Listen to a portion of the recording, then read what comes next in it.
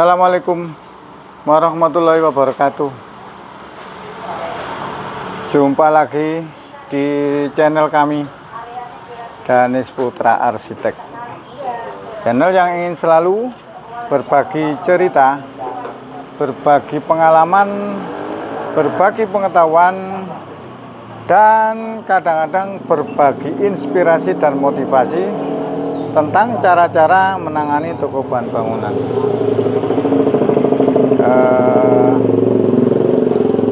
Alhamdulillah pagi ini suasana cerah, ceria, toko juga seperti itu, rame, tapi yang dibeli barang kecil-kecil ini memang menjelang hari raya teman-teman. Paling yang ditanyakan cat gitu saja. Cat kuas, makanya momen-momen seperti ini jangan sampai kuas, lem putih atau cat itu jangan sampai telat. Cuman ya jangan terlalu banyak juga sih. Stok terlalu banyak juga nanti kewalahan menjualnya. Wes Ami. Ya seperti itu. Ya. Apa ya? Dikatakan ini ke teman-teman dari tadi malam itu membahas tentang toko kok daya belinya menurun, toko kok hampir menjelang hari raya kok biasanya ramai kok sekarang sepi. Ya itulah namanya dunia perdagangan teman-teman, dunia penjualan, dunia bisnis, dunia usaha, itu seperti itu. Lain kita dengan menjadi karyawan itu sehari gajiannya 100.000 ya 100.000 sampai kapanpun ya 100.000. Nanti 2 tahun ke depan baru naik 110, setelah itu 5 tahun menjadi 120. Itu linear kalau memang karyawan seperti itu, linear dan penuh dengan kepastian. Tapi kepastiannya itu kepastian yang apa? Saya bilang kepastian yang minimal, seperti itu teman-teman. Kalau usaha itu kadang-kadang kan ya memang statis kan, kadang-kadang naik, kadang-kadang turun. Ya itu seperti itu. Ya kita harus siap seperti itu teman-teman. Kita sebagai pengusaha atau wirausaha itu ya memang harus siap seperti itu. Jangan pikiran kita seperti karyawan, seperti maunya itu seandainya setiap hari penghasilan atau profit 1 juta, maunya terus 1 juta, atau yang sudah naik 2 juta, maunya naik terus 2 juta. Ya nggak bisa seperti itu, karena memang dunia usaha penuh dengan ketidakpastian. Makanya untuk mengantisipasi seperti itu kita harus jeli teman-teman, kita harus punya persiapan artinya itu jangan terlena waktu kita rame, waktu kita penjualan banter apa? Nggih men, bawang. Nggih. Waktu penjualan banter, uang numpuk dipakai ke hal-hal yang di luar toko. Ya nggak apa-apa, boleh saja. Cuman ya ada batasnya. Batasnya itu apa? Batasnya itu tidak melebihi modal. Tidak melebihi modal. Dan yang penting, sering saya katakan, sering saya sampaikan, itu kita harus punya catatannya teman-teman. Kita harus punya pembukuannya yang jelas. Modal kita itu berapa, profit kita itu berapa per hari. Itu yang penting seperti itu. Terus penghasilan harian itu, pendapatan harian itu tuh berapa per hari. Nah, kalau kita sudah punya seperti itu, insya Allah nggak terlalu nggak terlalu kalau memang drop seperti ini nggak terlalu lama jatuhnya teman-teman. Kalau kita nggak punya catatan seperti itu, makanya kan pernah saya sampaikan, kalau penghasilan hari ini itu pendapatannya itu 10 juta, kita harus order itu kita ukur tidak lebih dari 10 juta. Itu berlaku seterusnya, berlaku selamanya seperti itu. Kalau nanti ada penurunan omset, penurunan pendapatan penjualan, itu nanti kita nggak terlalu bingung teman-teman. Karena yang kita order hari ini, yang datang barang hari ini, itu 1 bulan ke depan, 45 hari ke depan, itu kita bayar. Kalau kita hari ini sudah membatasi, nanti 1 bulan ke depan sudah normal lagi. Karena apa? Karena order hari ini itu sudah diukur setiap hari seperti itu. Paling lama 45 hari atau 2 bulan itu sudah normal kembali. Biasanya seperti itu, saya seperti itu. Saya juga seperti itu, mulai awal bulan, sebelum bulan ini sudah nombok teman-teman. Setiap hari itu nombok 2 juta, kadang-kadang 1 juta untuk bayar supplier, kadang-kadang 3 juta. Ya kita tombok terus. Karena apa? Karena pendapatannya tidak cukup. Tapi ya ini sudah normal lagi teman-teman. Karena apa? Karena sudah berjalan hampir 1 bulan. Jadi nota-nota yang sudah kedaluarsa itu sudah tertutup semua. Malah nota-nota yang biasanya notanya itu banyak, utangnya itu berkurang, banyak berkurang. Kayak besi itu biasanya saya itu 1 bulan itu tagihannya itu 1 bulan itu notanya itu saya lihat sekitar 60 juta. Jatuh tempo, bukan 1 bulan. Besi itu jatuh temponya 2 bulan. 2 bulan itu sekitar 60 jutaan. Jadi saya setiap hari harus menyediakan uang besi itu 1 juta. Itu biasanya seperti itulah. Ini sudah hilang, habis. Tinggal kalau nggak salah kemarin tinggal 6 juta yang sudah hampir jatuh tempo, kurang 4 atau 5 hari. Yang lain masih baru dikirim kemarin. Nah, itu kan nyaman teman-teman. Seperti itu kan nyaman. Sama semuanya seperti itu. Sampai semen pun akhirnya semen biasanya 4 nota 1 bulan itu. Kan nota itu jatuh temponya, nota semen itu jatuh temponya 1 bulan. Jadi 4 bulan itu kemarin itu sampai 4 nota. Ya sekarang tinggal 1 nota. Nah, ini untuk bulan ke depan kita sudah bisa mengumpulkan uang kita kembali yang kita pakai nomboi kemarin. Itu caranya seperti itu teman-teman. Ya masing-masing punya kebijakan, masing-masing punya apa namanya ya, punya kebijakan, masing-masing punya cara sendiri-sendiri teman-teman. Nggak bisa meniru saya semuanya, nggak bisa seperti itu. Cuman kalau cara saya seperti itu, makanya enjoy saja, nyaman-nyaman saja, nggak usah, nggak terlalu ribet lah, nggak terlalu ribet.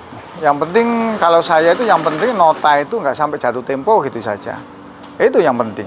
Kalau sudah nota itu jatuh tempo, order di stop, ya sudah kita nggak punya barang, terus notanya masih banyak. Wah itu yang agak susah itu. Saya usahakan seperti itu. Saya usahakan notanya jangan sampai jatuh tempo. Barang-barang saya juga masih lumayan, masih nggak banyak yang berkurang teman-teman ya. Ya, justru malah utangnya yang berkurang. Ya semampunya lah teman-teman, semampunya masih stok ya juga masih lumayan kok, masih lumayan. Stok itu masih lumayan. Ya ini teman-teman, kalau memang kita itu tidak mengandalkan barang-barang yang fast moving, ya seperti ini. Sesepi apapun kita masih bisa menjual. Ini tadi yang dijual itu apa? Yang jual itu cat, baut, skrup. Loh, ini kayu-kayu triplek juga masih. Loh, besi juga. Padahal nota besi sudah habis, ya. Besinya masih banyak ini. Loh, ini kan nyaman teman-teman. Nyaman-nyaman saja kan. Besinya lumayan lah, lumayan. Bukan saya mengatakan banyak sih, lumayan. Lah, seperti itu. Terus saya menyambung lagi masalah yang kemarin, yang apa namanya itu, yang saya vlog kemarin itu tentang toko yang gagal itu teman-teman. Itu saya menganalisa dan saya simpulkan itu ada 3-4 faktor. Karena saya kemarin agak lama di sana itu, waktu itu berbicara sama ibunya, berbicara sama anaknya, itu agak lama itu teman-teman. Saya tanyai, saya analisa, saya wawancarai apa penyebabnya. Penyebabnya yang jelas yang pertama itu tidak ada manajemen sama sekali. faktor utama itu. Setelah itu tidak ada manajemen, jadi jalan-jalan gitu saja. Dan yang tidak ada manajemen, tidak ada sistem. Jadi yang menjalankan itu bapaknya saja, satu orang. Ibunya juga ya sekedar, tapi dia juga tidak tahu. Sekedar menerima uang dan menghabiskan untuk belanja, untuk shopping, untuk apa namanya itu, untuk perawatan, ya itu. Dan yang kedua, anaknya sudah besar-besar teman-teman, anaknya itu sudah besar. Dan obsesi anaknya itu memang tidak ke toko bahan bangunan.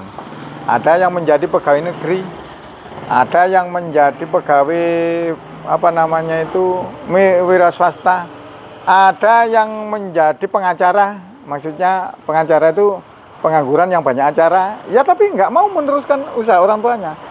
Karena saya tanya, kenapa kok nggak mau meneruskan? Saya lihat kok ribet Pak. Lah, ribetnya bagaimana? Ya saya pernah menunggu satu hari itu yang datang itu salesnya itu puluhan sales dan semuanya itu harus dibayar. Sedangkan uang tidak ada. Lah ini. Jangan sampai kita itu meninggalkan keruwetan kepada anak-anak kita. Kalau kita yang kita tinggalkan keruwetan seperti itu, ya pasti saja dia itu menjauh, teman-teman. Anak-anak kan seperti itu. Kita juga kan maunya anak-anak itu nyaman. Nah, kita siapkan saja, kita siapkan sistemnya, disiapkan, segalanya disiapkan. Nanti kalau memang sudah tahu seperti toko saya, anak saya yang paling kecil saja yang kelas 3 SMP, saya suruh nunggu, bisa teman-teman. Bisa, meskipun nggak ada pelayan, dia melayani sendiri bisa teman-teman. Dan mau, karena apa? Nyaman, memang nyaman banget. Dia mau nerima uang dan dikesak sendiri uangnya. Dan sales juga sudah ada jatahnya sendiri-sendiri. Ada sales ini sudah ada jatahnya sendiri-sendiri. Apalagi waktu penjualan normal. Kalau penjualan sepi sih memang pertimbangannya tetap ke kita, ke orang tua. Pak, ini dibayar berapa? Dilihat dulu notanya, itu jatuh tempo apa belum. Kalau belum jatuh tempo, dicicil saja sampai semampunya. Kalau sudah jatuh tempo, diusahakan dilunasi. Ya seperti itulah teman-teman. Yang pertama itu, yang kedua, yang pertama tadi tanpa manajemen, yang kedua apa namanya itu, yang kedua itu tadi, yang kemarin itu terlalu banyak memberikan piutang. Karena apa? Terus terang, dia memang utang bank. Jadi dia itu ibaratnya itu apa ya? Takut tidak bisa membayar bank, akhirnya barangnya diutangkan. Ya sama saja, menurut saya sama saja. Akhirnya barangnya itu diutangkan teman-teman. Nah diutangkan akhirnya nyantol di kontraktor, proyek-proyek, dan jumlahnya juga banyak. Ya hati-hati menurut saya. Ya seperti itu. Karena apa? Karena dia takut tokonya nggak laku. Kalau nggak saya utangkan nanti toko saya nggak laku. Takutnya seperti itu katanya bapaknya. Kalau nggak diutangkan ya nggak bisa jalan. Ya nggak bisa jalan nggak apa-apa, daripada kalau saya daripada nggak. Gus, anu iki isanono Gus, kuwasi Gus. Daripada diutangkan menurut saya ya mendingan nggak laku.